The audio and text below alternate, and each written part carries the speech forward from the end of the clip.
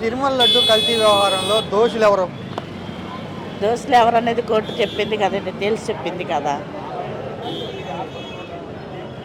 జగన్మోహన్ రెడ్డి కలిపేశాడని బాగా విమర్శించారే చిత్తూరుకు కలిపాడు. మరి ఏదో ఒకటి చెప్పాలి కదా, ఏదో ఒకటి ఆయన మీద అబద్ధం అనేది సృష్టించాలనే కదా వాళ్ళు చేసింది.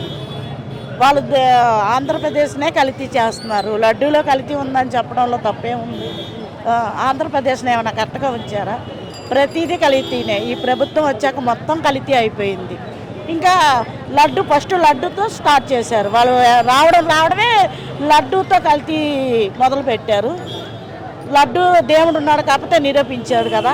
అలాగే ప్రజలు కూడా మీరు కల్తీ ప్రభుత్వం అన్ని ఎమ్మటే గుర్తిస్తారని నేను అనుకుంటున్నాను. జగన్మోహన్ రెడ్డి గురించి ఇప్పుడు ఏమనుకుంటున్నారు జనాలు?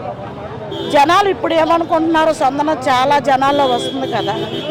జగన్మోహన్ రెడ్డి గారి గురించి ఆయన ఎందుకు కోల్పోయామని చాలామంది బాధపడుతున్నారు. నిజంగా జగన్మోహన్ రెడ్డి హిందూ మతానికి వ్యతిరేకమా? కాదండి, ఆయన అన్ని మతాల్లోని ఉంటారు. ఆయనకి కులం మతం ఏమీ లేదు. మరి ఎందుకని పవన్ కళ్యాణ్ చంద్రబాబు నాయుడు బాగా విమర్శిస్తున్నారు కదా? అప్పుడు విమర్శించారు, ఇప్పుడు విమర్శించాలి కదా. అప్పుడు మాట్లాడిన వాళ్ళు వచ్చి ఇప్పుడు మాట్లాడాలి కదా. ఇప్పుడు ఈ విషయంలో వచ్చి బయటకు వచ్చి మాట్లాడమనండి. ఎందుకని మాట్లాడతారు ఇప్పుడు బయటికి రావట్లేదు? నిజం తెలిసిపోయింది కదా.